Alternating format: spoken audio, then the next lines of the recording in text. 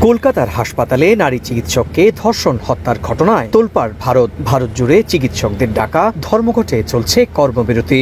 দেশটির চিকিৎসকদের বৃহত্তম সংগঠন ইন্ডিয়ান মেডিকেল অ্যাসোসিয়েশনের ডাকে শনিবার সকাল ৬টা থেকে দেশব্যাপী সরকারি ও বেসরকারি হাসপাতালে শুরু হয় ২৪ ঘন্টার ধর্মঘট।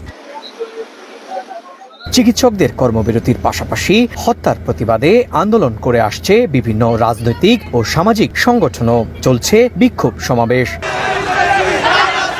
নৃশংস ওই হত্যার ঘটনায় আন্দোলনকারীদের প্রতি সংহতি জানিয়ে রাজপথে নেমেছেন নানা শ্রেণী পেশার মানুষ।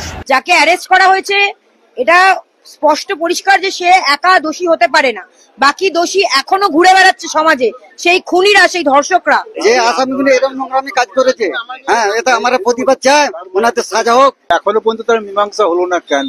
খুনি এখনো ধরা পড়লো না কেন? ভারত জুড়ে চিকিৎসকদের ডাকা ধর্মঘটে নৈতিক সমর্থন জানিয়েছে বিজেপি সহ অন্যান্য রাজনৈতিক দল। রাজ্য প্রশাসনের ব্যর্থতাকে দায়ী করে মুখ্যমন্ত্রী মমতা বন্দ্যোপাধ্যায়ের পদত্যাগ দাবি করেছে বাম সংগঠনগুলো। ধর্মঘটের কারণে বহির্বিভাগ সহ অন্যান্য সব সেবা বন্ধ থাকলেও চালু রয়েছে জরুরি বিভাগ। চিকিৎসা সেবা ব্যাহত হয়, চরম ভোগান্তিতে পড়েছেন রোগীরা। এরই মধ্যে হত্যার তদন্ত কাজ শুরু করেছে ভারতের কেন্দ্রীয় তদন্তকারী সংস্থা সিবিআই। শনিবার সকালে দ্বিতীয় দিনের মতো আরজিকর মেডিকেল কলেজ হাসপাতাল পরিদর্শন করে সিবিআইয়ের একটি তদন্তকারী দল। এছাড়া হাসপাতালের সাবেক অধ্যক্ষ সন্দীপ ঘোষকে জিজ্ঞাসাবাদও করা হচ্ছে।